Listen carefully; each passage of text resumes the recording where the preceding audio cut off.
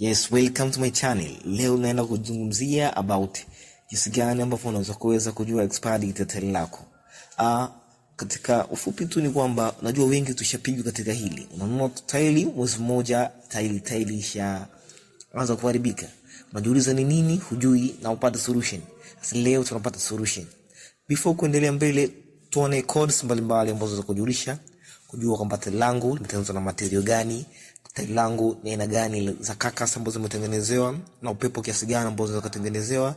Kama unavyoona codes hizo hapo za kujulisha kwamba tairi langu limetengenezwa material gani na carcass zake zimetengenezwa kwa material gani. Sasa leo tunaenda kujifunza about expiry date tairi lako.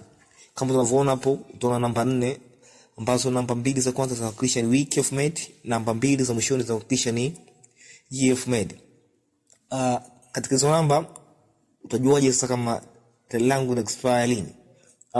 Katika week hiyo ya 47 ila year of 2008 utajumlisha na 4 ambayo ndio constant expire date ya kila material yanayotumika kutengeneza hiyo tairi. Sasa tukija tukaangalia kwamba 21 ambayo ndio week of made na 20 year of made utajumlisha na 4 ambayo utapata ni 2024 ambayo tairi lako na expire ila wiki ya 21. Si ndio? Hapo utaweza kujua kabisa kwamba tairi langu lina expire. Hapo katika 16 hiyo utajumlisha na 4 ambapo utapata ni 2020 ambayo tairi lako lina expire ila wiki ya 34. Unaona, utaweza kujua hivyo.